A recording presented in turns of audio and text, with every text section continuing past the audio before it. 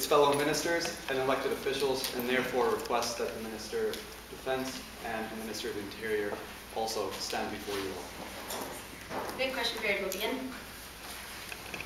Yes, Vanguard? Now that all three are up here at one time, how would you like to comment on the recent breaking news that corruption between your various ministries, the mining corporations and the former rebels, have delegitimized the conflict in the Congo? Corruption is a priority for the Kabila administration. Consequently, he has taken unprecedented speed and action to root out corruption in the DRC. Last year, over 100 magistrates were removed, and this year 10% of the judicial body was removed. An investigation has been set up by the state prosecutor with respect to the particular inquiry. We will not comment further on the issue. Are you going to be spending the $1 million you get a month from the mining corporations to help pay for that? That allegation is false, baseless, and we operate under the same judicial maxim as other countries: innocent until proven guilty. Yes? Right, sir, would the Minister of Defense like to comment on any disagreements with the Minister of Justice? No, I don't wish to comment on any disagreements. All disagreements are dealt with internally. And would the Minister of Justice like to comment on any disagreements with the fellow ministers? There have been no significant disagreements.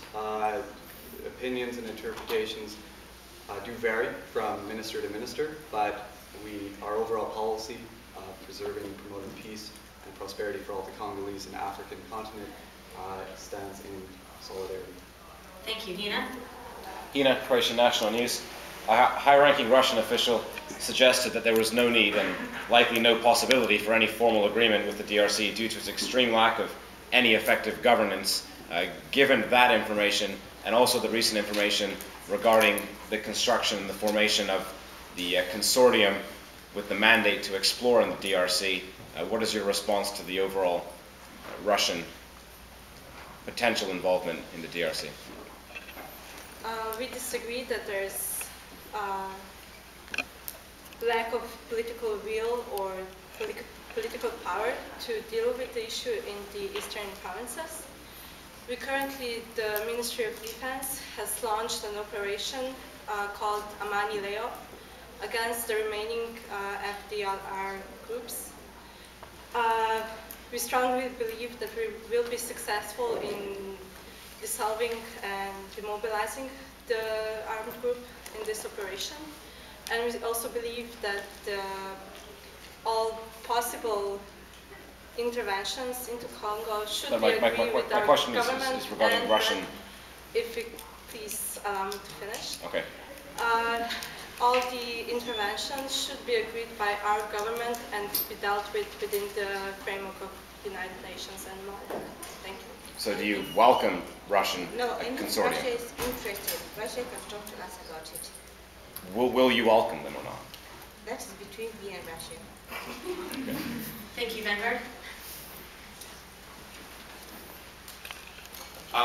Given South Africa's particular brand of counter-terror expertise, especially as it pertains to former operations in the Congo during the Cold War, how does the Minister of Justice feel about using former apartheid methods in a fellow African country?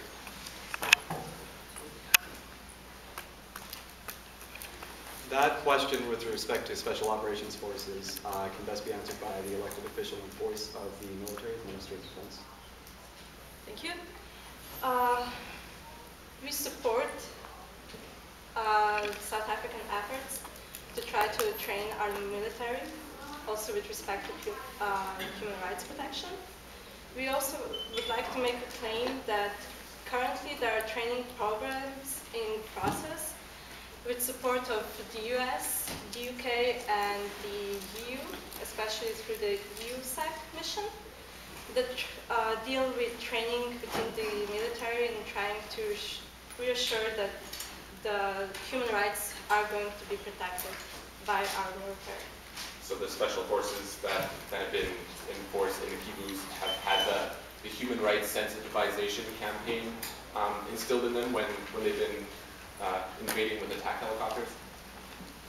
The attack helicopters were only there for research purposes. They were not instructed to fire or engage in combat unless if they were directed so by the Defense Ministry. And were they defective or directed so by the Defense No. Ministry? And if there was anything that we were just misunderstanding. Good show. Are there any further questions? Yes? Just given the area of conflict, was banning Doctors Without Borders from entering areas of conflict, do you consider that a wise decision?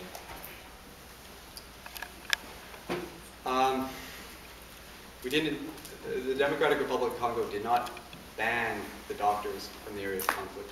We strongly encouraged that they do not enter into any negotiation or agreement with the FDLR for the sake of the security of their staff and people. You cannot be casual with other people's blood.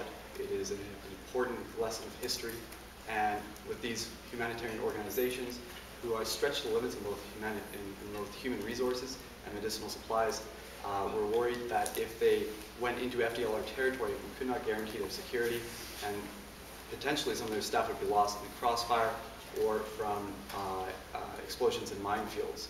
We did, however, recommend that they, just like every other NGO and civil society working in the DRC, work with MONUC in refugee camps where they're needed, and they can help integrate ex-militants into society or the military on a voluntary basis.